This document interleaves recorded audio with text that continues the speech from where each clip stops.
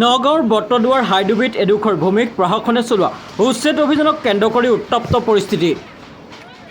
নগাঁৱৰ ঢিং ৰাজহচক্ৰ বিষয়াৰ কাৰ্যালয়ৰ মণ্ডল নৃপেন দাস আৰু স্থানীয় গাঁওবুঢ়া মঞ্জুৰ আলমে ভুক্তভোগীৰ পৰিয়ালৰ পৰা উচ্ছেদ অভিযান স্থগিত ৰখাৰ নামত ধন লোৱাৰ পিছতো প্ৰশাসনে চলোৱা উচ্ছেদ অভিযানক লৈ সৃষ্টি হয় এই উত্তপ্ত পৰিস্থিতি।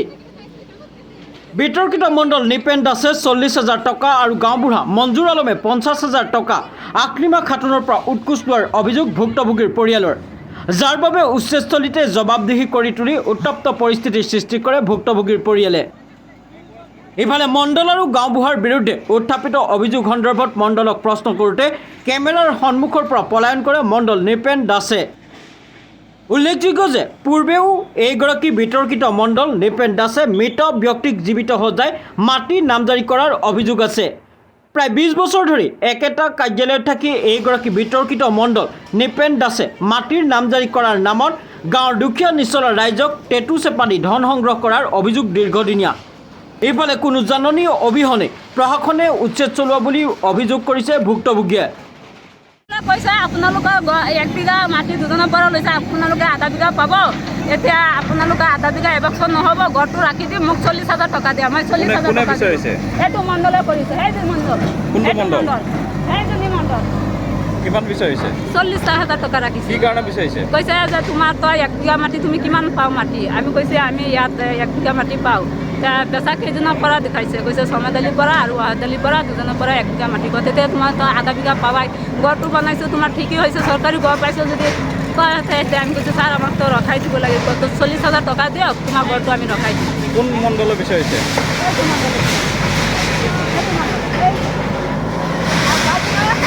গাঁওবুঢ়া 50,000 লৈছে। পিছত কিমান দিছে? পিছত কিমান দিলে মণ্ডলক?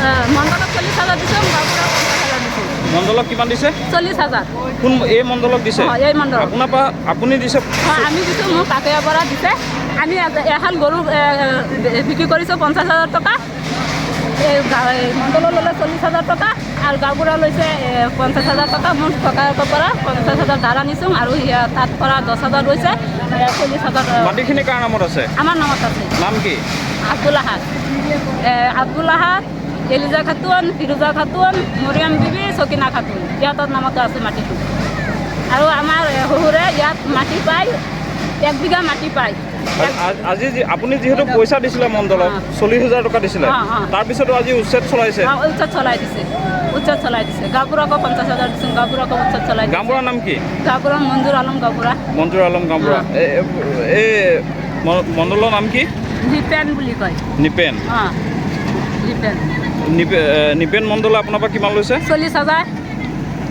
কি কাৰণে লৈছিলে? কৈছে তুমি তো আধা বিঘা মাটি পাবা, চৰকাৰী ঘৰ চৰ যদি বনাইছ তোমাৰ ঘৰটো আমি ৰখাই দিম, তেতিয়াতো আৰু কেছ নাই, তাহাঁতক আধা বিঘা মাটি। আপুনি 40,000 টকা কেনেকৈ দিলে? কেনেকুৱা দিলে? আমি এহাল গৰু ৰাখিছিলোঁ, মোৰ ভনীজনী এহাল গৰু কিনি দিছিলে, ৰাইজকো সোধক।